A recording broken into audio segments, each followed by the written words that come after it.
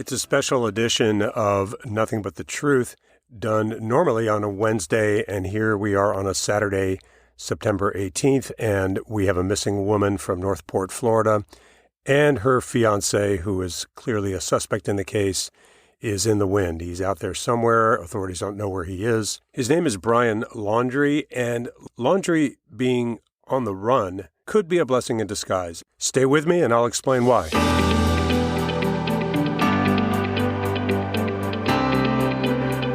Welcome to Nothing But the Truth, the podcast about investigations and how you can become a better detective. This is the no BS, no Hollywood nonsense real deal. Now here's your host, Detective Rom. Welcome back to Nothing But the Truth, the podcast that makes investigations better by helping you become a better investigator. I'm your host, Ramesh Nyberg, retired homicide investigator from South Florida.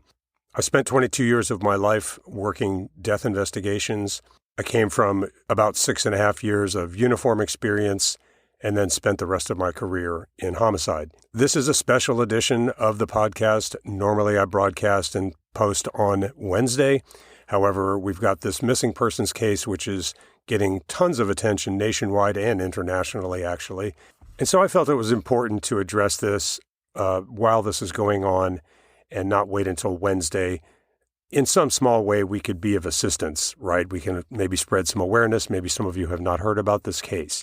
So I'll cover some of the facts that we know so far. And of course, you can look up any number of news reports that are all over CNN and Fox and every other news outlet you can imagine.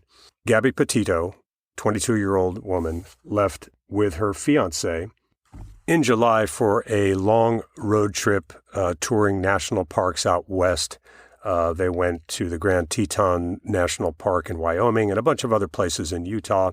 And she was last heard from in late August, I believe it was August 30th, when the couple was in Yosemite National Park. On September 1st, Brian Laundrie returned to his home in Northport, Florida, which is a small town just north of Port Charlotte, on the west coast of Florida, north of Naples, and just south of Sarasota, roughly. But the problem was he came home alone. There was no sign of Gabby. We don't know how long he was back because there was a gap between the time when Laundrie's parents announced to the police that he was missing, that his whereabouts were unknown.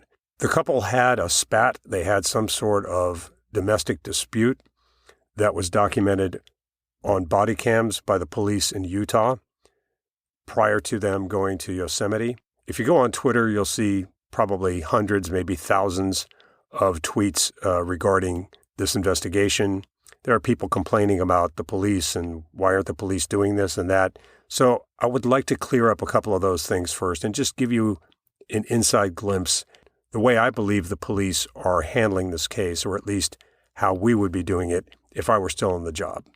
The first thing, of course, is to talk to Brian Laundrie's parents, where he lived, and also speak to the parents of Gabby Petito and friends and associates of both sides. So you would want to get as much information about these two people as possible, their habits, what they like to eat, what they like to drink, what they might have said in tweets or instant messages during this trip.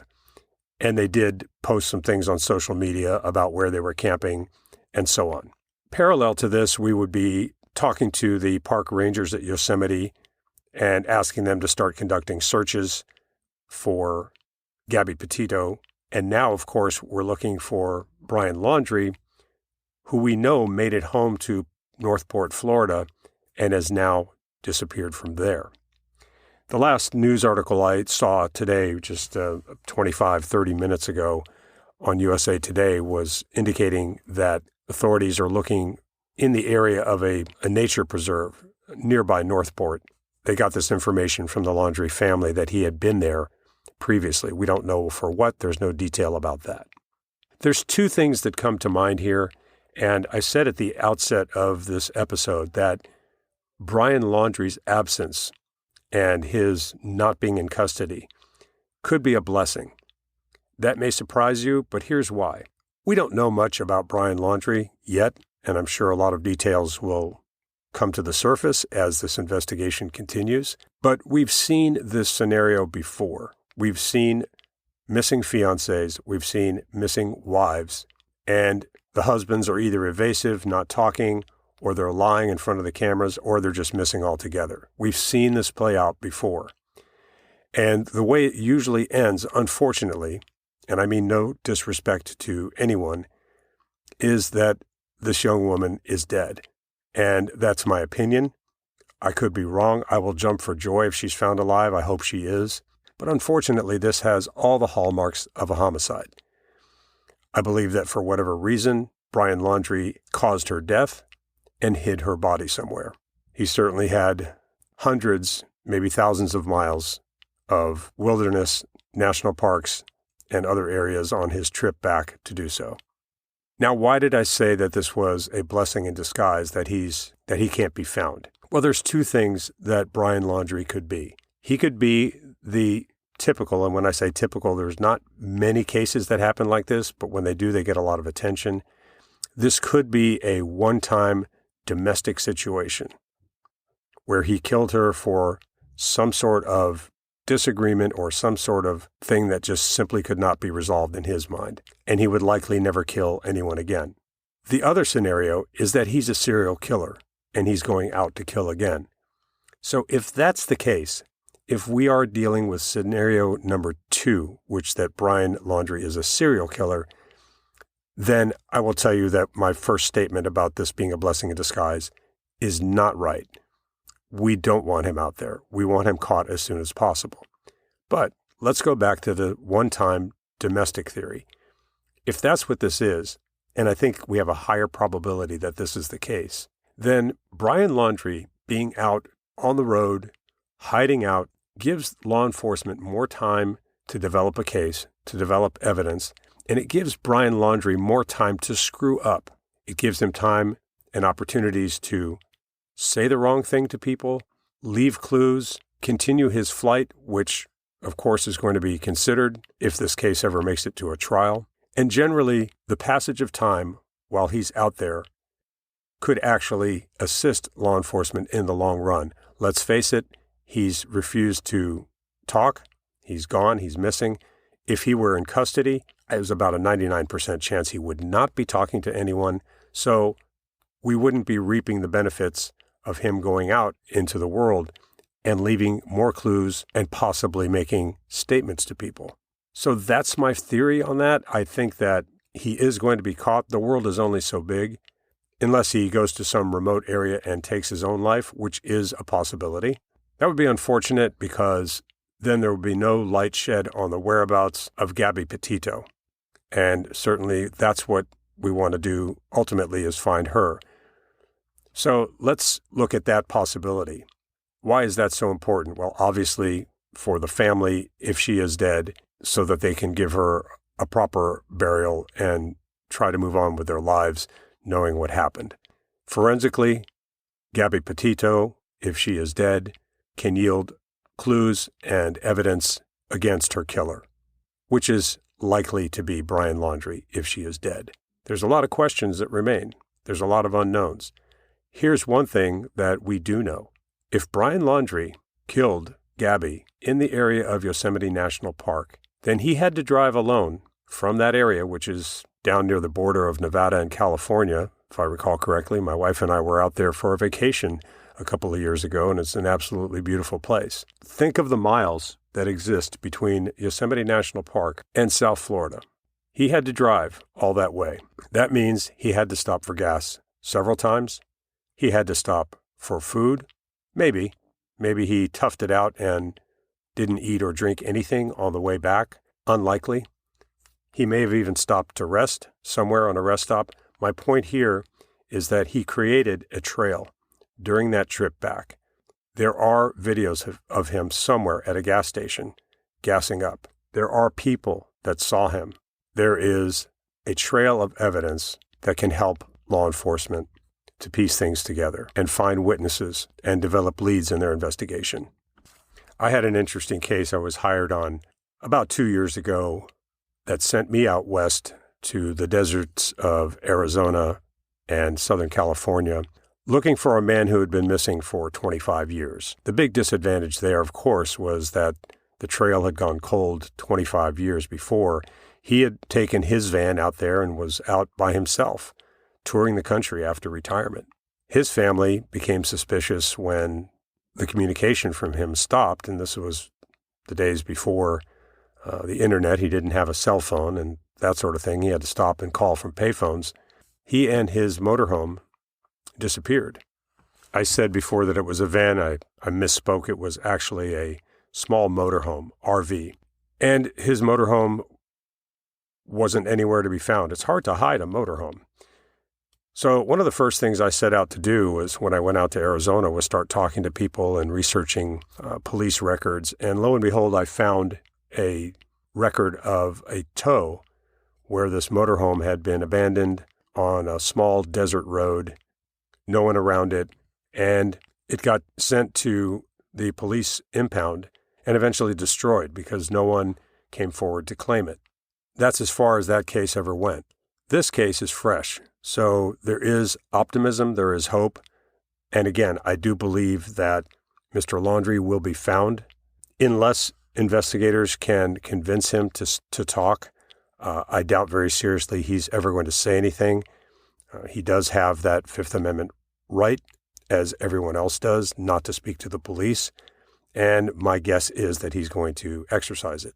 They can certainly try to appeal to his conscience, if he has any, to help out Gabby's parents and family so that her body can be found and they can go through the process of grieving that they need to do. Right now, they're probably in a state of emotional panic and certainly suffering a great deal. What else will the police be doing? Well, as I said, they will be trying to piece together Brian Laundrie's travel. They'll be trying to continue that timeline that fell off the face of the earth on, I think it was August 30th, when she was last known to have FaceTimed with her mom, and try and build a case. And they're going to try and get enough probable cause to make an arrest. Here's the good news. In this day and age, we have cameras everywhere. This was not the case 25, 30 years ago. Only places that had enough money to put together camera systems, or places of great importance, federal buildings and that sort of thing, had cameras. Today, they're everywhere. There's traffic cameras. There's cameras at gas stations. There's cameras everywhere you go. And I think as time progresses, you're going to see some of that footage showing up as police start gaining access to his personal finances and credit cards and debit cards, and can start maybe seeing receipts and purchases of gas and food popping up. Now, I'd like to talk about a couple of quick things that I've been seeing a lot of things on the internet, on Twitter, on all these social media outlets where people are jumping to conclusions. One of the things that people are saying is that the police mentioned Brian Laundrie as a missing person. And there were people outraged by this. They're saying he's not a missing person, he's a hiding person. Yeah, we all kind of know that. But understand this. Until Gabby Petito is declared legally dead, and I'll talk about what that means in a minute, they can't officially call this a homicide investigation. Even if we kind of all feel and know that this woman is probably dead, and again, I'm not jumping to a conclusion, I'm just telling you that I hope I'm wrong, but history tells us otherwise. And until they've exhausted all the possible resolutions to her absence, then this has to be treated as a missing persons case. And so they can't come out and say, we are going after Brian Laundrie as a suspect. This could cause some legal brambles that they don't really need to deal with. It's much better to list him as a missing person for now, so that they have a totally valid reason to expend the resources to go and look for him. Once all those possible reasons for Gabby Petito's disappearance have been exhausted, the police can feel more comfortable in the news media calling Brian Laundrie a suspect in her homicide. So I hope that helps clarify that situation. The other thing people have to remember is, they're doing a search at Brian Laundrie's parents' house. And I saw one tweet that said, yeah, it's about time. Why didn't they do that? They have to get probable cause. You cannot just barge in and search somebody's house. There is something called the Fourth Amendment to the Constitution, and you have to go in with a valid reason and you have to get a warrant signed by a judge. These things don't happen in a matter of minutes or even hours. Now, it's very possible that the Laundrie family gave consent to search the house. I don't know. I haven't seen anything to that effect. The police have not said anything to that effect. And you know what? It's good that the police are keeping tight-lipped about this matter, because you simply don't want to spout out a lot of things that can come back to haunt you. The public does not need to know right now whether the Laundrie family gave consent or whether this was done with a search warrant. The public doesn't need to know a lot of things. The public should only trust at this point that the police are doing everything they can to locate Gabby Petito and to locate Brian Laundrie and to properly investigate this matter. The less that's being said to the news media about their investigation, the better. All right, that's my take on that. They will find some evidence against him. They can start looking at his credit cards, and that's going to be an important part of the investigation if he was using credit cards. If he was using cash, then he had to get a bunch of cash from somewhere. So finding out where he does his banking is important. All these things will come together, and they will be able to connect some dots, and hopefully enough to build a criminal case against him if he is in fact the killer.